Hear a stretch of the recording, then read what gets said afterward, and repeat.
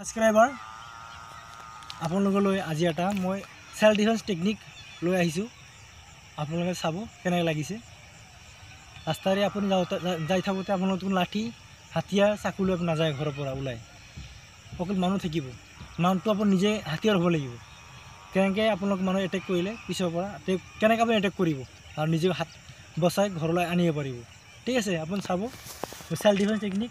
তেওঁ মোৰ ভাগিন হয়, তেওঁ মই ইউজ কৰি আছোঁ। আপুনি তেওঁ যিহেতু আপোনাক শিকি ল'ব। ঠিক আছে, অ'কে, সেইটো চাই লওক। মই গৈ আছোঁ ৰাস্তা দি, ত' মই ভৰি এটেক কৰিব ধৰা শক্তি কৰিলে মই নোৱাৰিম। তেওঁৰ শক্তি আছে, মোৰো শক্তি, মই কেনেকৈ এৰি যাম। এইটো চাওক, এই হাতটো প্ৰথমে এনেকৈ দিয়ে, এইটো চাওক আৰামত ধৰি ল'ব। এইটো পিছে এইটো এটেক কৰি ভাঙি দিয়ে। প্ৰথম ভাঙি মুখত কিক, সেল্ফ ডিফেন্স এইটো কিকটো ডাইৰেক্ট মুখত মাৰিব, মাৰি তেওঁক বেহোচ কৰাই দিব। পিছত আপুনি আহি যাব। কেনেকৈ লাগিছে আপোনাক জনাব। মোক লাইক শ্বেয়াৰ ফ'ল' কৰিব, মোক আপুনি উৎসাহ দিব যে মই আৰু আগন্তীয়াকৈ আৰু ভাল ভাল টেকনিক আপোনাক শিকাব পাৰোঁ। এইটো মই আশা ৰাখিলোঁ। হেল্ল' দোস্ত।